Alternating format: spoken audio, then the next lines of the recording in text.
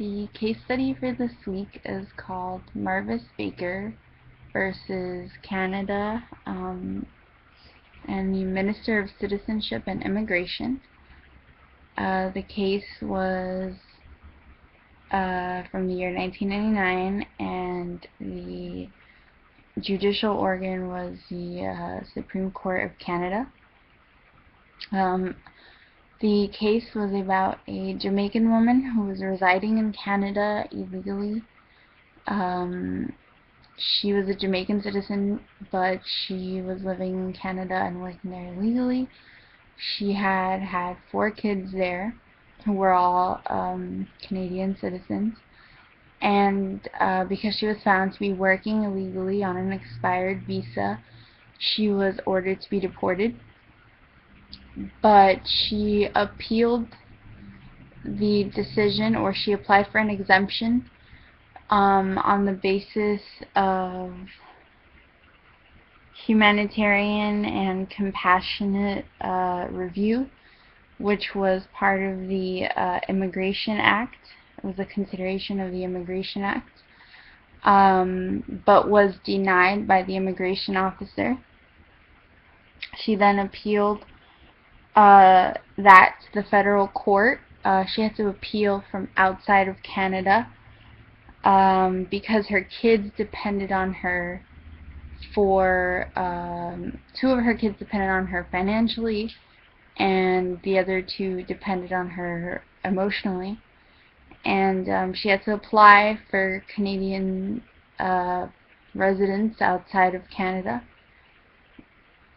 And when she got denied for that by the immigration officer, she appealed that to the federal court, who agreed with the decision of the immigration officer. And then that got sent to the Supreme Court. She appealed to the Supreme Court, and the Supreme Court of Canada allowed the appeal because they reasoned that the immigration officer had acted unfairly, in the sense that he wasn't impartial. He was being biased when he made his decision, and he did not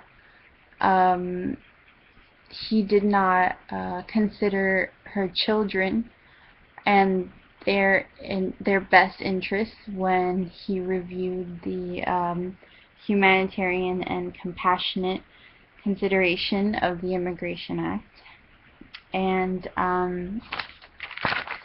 he also did not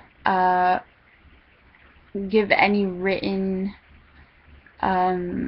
reasons as to why he made that decision, and therefore the court found that he was being impartial and unfair, and they decided that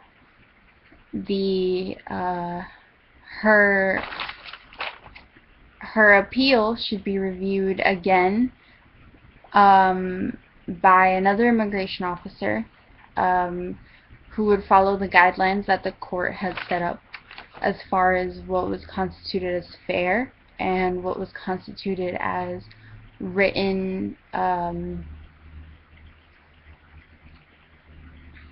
written reason, which just meant the notes that the immigration officer took.